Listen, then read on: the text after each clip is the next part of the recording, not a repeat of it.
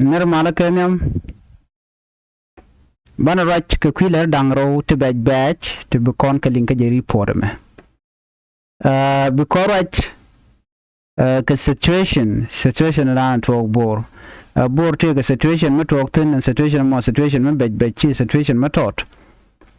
ba gorno be nyo ye kel right now ni to one win me shina ye dwal hina dwal long ko menda le road then yet ne to want to puna wichar barna road and bor chana je calling manan to bor then ban kule we ka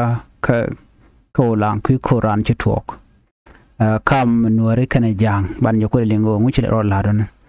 gwa me situation na ci tuɔɔk bor ala do tara to ngam dan gwa we karun wangana chinaye pot pon mudit shirme nyama gwa me puna kuma spele ayo report je gane to ka ta dan len marudin gaje ko zan en ala dini SSPDF ne ya nang bor ne shemen changach kan cha nang bor lo ko ru nyen ke dini SPLA kan dini SSPDF cha ko dor no kan all the forces should be directed to bor ko de ga we moon and dana la moon la Nuer they can SPLA they can work face and tongomi lo jena dan la road can these 2 days en wale china pot bor ka pon mudi de long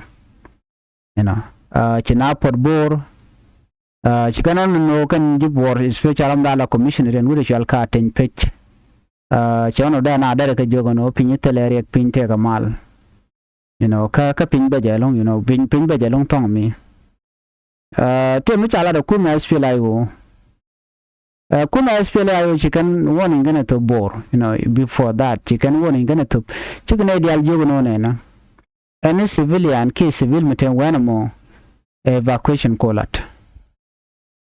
aka way Carodian gwami ken dial tigatin ka position ken alaw den aren woj bor me bi ka goten ko ken kana gor kani SSPDF karwada kene de kondong de do gwatamon SSPDF Carodian kan de do dani ano ka jo rani kanalat but to gule ler ne chirmo dong te mbro lat ko si pointe enen kiri che dini chaga ja ke dini ja gwadamo ke dini ka la dini kon ngai kon ka ala dini SSPDF chagan yal chaga jak bor lo bu we can SPLA we can confront it. So for that reason ko chetegron wana ala online bo and be we SPLA wo kinere jiga dwal and then chinaye pore which ka pon mudi long shi pon matod kuma SPLA wo ne kenyam ke tugde chemana ngai kona ken chike jien lo we can go down until they ne SSPDF ticketen kan ne SSPDF in konan cha we je kan we mi cha je lo chi pot kan dia te ram ten wana mo nobody mi cha je da which ka pajut so you again chi we na ke dia rodien so right now I'm right corner shi kuma SPLA ma yo chi kan yo mi jen kan we kan dor mo kan ma ko chi kur cha la kur la real kur right now so ji kan me ji kan la chi kan ne ken chaga jakka front line so jengule teke kay user tamara wi chalka boro punna kelkele mass number of people putke ko chagu jano dio je kurba widide kana o cha warning cha top cha jugo no cha goro beteram civilian betere which kebe majete SPLA yo beka face ko don der we kor ne chi SPLA yo chikala re wonene chine ran gor ene ramumo rami mamela civilian chine gor da which chine gor ke report dane cha nyaga ken kume ana betur be nya ya kel ko ne cha report cha to be ne report mane report ya to be ne konti la kwar kan kwar ji SPLA yo chikan ajugo no ne chine ne ten kon tila civilian chine ga target ala dunda bine target ni multi base ne ke go the konti de ni SSPDF tegeten so na ma report dan chikan la bara wale ko shi SPLA che nyogo muko advance ko weniam chine te bor chi panic so chaka pene ka dwal midit so from there then chawan obna bu ko pot jen makula teketin konen kon gate gwadum kuna ko china dwal so right now no mutu wata ma panic jatere which with me so they na ngajeno kor ja 10 years la fight a 7 in there so no mo lero ray boro but chikan kula do chana chaka calm situation chawekel but situation is still it remain tense ko ngai kona there's advancement kaji asfela ayo kadi ne SSPD abongor ba weketen so ko joka ne rekwala civilian no yeni chwa put chwa gen there is security gwaye you know wujitelere so namo jaga na ko gor ko no bine ko la civilian bo mat ko zo ko udit ajanta dan let kana but charling even jang she can understand no ko me chela ngot kam no rekana kana jang cha bele chole jang na me bala jan kam bien kana de kontila ji SSPDF kana de ni SPLA IO ajana a check no no chenman chi they were doing mass mobilization ga joran chalat kana ko la de SSPDF let kan mobilization kelu ke area ne jana dial ano wona yit ke de ne SPLA IO ko janta na lat kano ji Nuer ya bene Nuer be kana revenge which is very wrong stermani chala de kan kuma SPLA IO kan tele go ne ko bine target ne la no kan dunda a military operation we are only targeting base of SSPDF so janta da ne tin chicken target anyhow no so mi chene me mi chicken queen pin ka chaling aken so kamenya me chicken lat chicken goro don't take civilian me ba cut on the way so chicken I don't know so man bi akun ngajene de ni SSPDF shika pot dar shalka dogo na shale pajut dioja shiga pot chi we mshala pokta so chi just feel I chi ji anchi we pokta ko jora na shalat I think pokta be headquarter of Duke County so munyono mchi cho pokta de ka advance de we which bor report chanu ngaken kana video na kona cha tin chicken ka las online tin kuna la panic ka ko te ga video mu ko circulate online we just feel I we ka that is reality ka twogde ko just feel I chicken ngogo no we are targeting only military base so me dong bro do lat kam dong cha jan yo bgs pele ayo kan wala no kan chine jogo no wojero don online jel kan ke kan tarbiyali chiri tenen konati de konnen no tedi ka tarbiyali de ni ke ten kon de kon cholo chal de babne so kan kon jel kan ke so gui konede so na me a serious situation we be very serious so te ji borgan shwang ode ga pot so me take a military engagement bro la we mean that bala kan ne ko la de SSPDF kan SPLA so teller ne civilian te ba maten ka jora na chalat so na me da la agenda and yen link ka kwimo to go bor so dwal na chingni kan la know that's calm you know there is a real threat there so mugor gano bi civilian bi ka kan civilian ka jen go the kon and dong to kore gaten so na me da la man da dong di yen link ken yam chana jen wane gwadan ci kore tokten te kore to wala ka jarun wang paiwe ki kor tante paiwe yes in the morning and ci kore to ka kore mo to ga kam ngani Nuer ken ngani jane so very pon be lari agwa na me mishala do already charge la online ka chala de ne dial ka media ano kuma moraike ki kudo chana chole kuma jana kone te konen be jelken ka agenda dung jano dungur mu chal ka shol ton balok no ramadan la de men chi jang ya che ka thien ka mech me te kuna lo yi de ken tama report cha no ngwa some mu ko na linga bia tenga jenu chi de ni tim ko la de ne jana tin te ka balit county ka jana panal balit tiega kana doma payam so chi gen ka balit kan jang dia la to ngane jan chi kana kel ke SSPDF chi kana advance chi we dora shal ka mo edoma payam ko lan kanti wa chi korche tok tana kormu di long ka gwaze dan ke kor tan ti alen pai wo wachi ne ko la ngwana nueri tin ka doma payam ko lankanti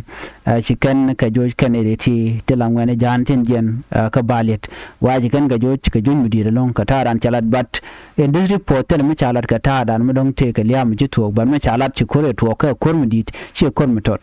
chawana dong de all information de ka nong ka ta dan dong chi kor mi to ga je but unfortunately tele detail it gore anun but melat kelong ajanta da na sianga jeno shi kore to gore de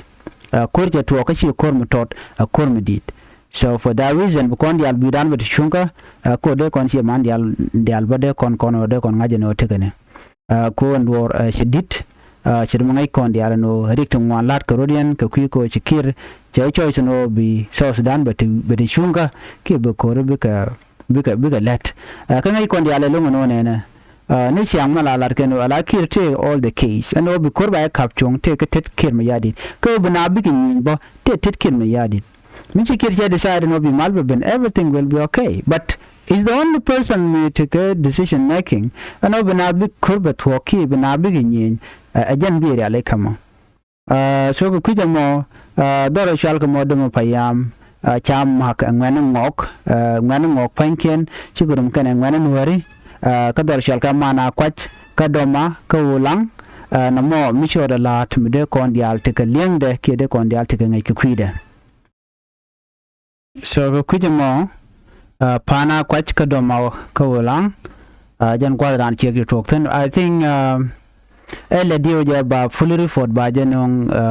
dung en kona dong cha moi ka bot ken de kona yetes ne ke whatever happened there ba janong but kurche tok an walle dor shal ka mo ulang ka ma ka dan chana ma ka je jang chicken ngane nori kan mak so jana bana lingi yo telemi dong mit kujimi jano bu ko report an bro da bana jeling so na me da la mana de kona ngai ko ngai kon dial no kore ka tin thama rewi ka so Sudan dio ja kon dial pan chana ngai bon o shire nal chabok no renal kirma yadi renal SSPDF shiga boka UI no renal mo ya na yo bok ka kan de na SSPDF bane la bokan commission ko bikan wer bikan na ke JSP la yo ke ne civilian ajen gwadmo they can ko tele commission audience madong they can lot no they do not have another mission they no begin work begin na committee to gan pan gajan shanga bang mana mo me shi ga bogan dan shi dai na spela go shi kan ga bok ka dai di long ngai kon tikan ga mai ti kan cabinet kan me ro kan ga lo chirenyal chelle len roda ba da we cha yot ka roda kan lan kana cha open guardian ko we yada dwale we yada nana long anu la perana ka barai now Chicken, Chidina spela yo chare aleka, chicken book a date dit, a renyalamo, Kachi renyalamo lo jok. Guadan bogotin ay, I can go the content bogotin jamai kona kubur, Kajong State, Chinachik can, Katairan a chalat kajam, renyalmoba. Wajan Gurjan Odera gotten Condia Spela, I would tell many the Contila Sibili and there Gurko Kula Boga. But the good news is that Chidina Spela, which can imagine on ATT, Gurgana becomes civilian can so for that reason. Jari Alekaba, whatever come Kona a war, you know, till a tired and right now a really core. I don't know, mission Bishop could you begin just spell and then Bakula they can go and be unless yet let take another thing which it work. Another report was me Michalat. In 81 and ring machar dong then mission now which na ga juba dong da now you read the rudun I don't think this time chebe to kodi chikin mi yadi chala la ni me ring machar me che yen dio ko ne naga kon so chala la ring machar tama ring machar is a leader la to a leader magwa men ku to go jen cha je yen ka yen de chala wona ko la nan ne ka so many do changring ma charging te rarbo ngoda ban hakanore no ko kan nan gwa charing ma char cha yen ga jaman kan ku ne dial ku kan convert lo de la ne GSSPDF lo de ne dial de kan points upon ne kirmi yadit wana me it cannot happen and ran take choice sana ta ga de force nyok man la main problem no we da na ku kan agu an target ka ja ku no target na kan wore ka wan wora a chirwach so na madara kula gware so na me arek so by any means me be deal to gas pelayo mara dia na wo chene dia ale kala talk ne kontra la yes feel ayo mane UP United People Alliance all the rebels in corner the door chore ale lo bi ko bi ter ka loikel so dia in a coming few days but take a solution bu kona ling re which ka South Sudan but for now focus no de dar shal ka boro no very soon bina big de pinten chairman shaling right now chaos jatin na yi gienten ko shagu no bala war zone and gwada ko benji SPLI o chebogwa re which morning bare which le la re which bala base netin kona la business speed mun dong de na re which je dong de la dong which na chicken fail ko bi kan jawdana chalat kuma SPLI won ene ko la civilian ka wo karodian adun neten kontela de ne SSPD Michigan kanan karudin ke business ko la business de ne jan taran jikan odor mi kan to ko je lo they are respecting international human right ko shi kana ga na target jan taran tigitin despite omera yana na chi na tan right now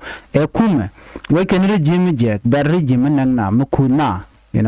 so again dan go de nya konkel ana bana je ka report de yan biben ko gwasmi ko report no kon katin ane biatema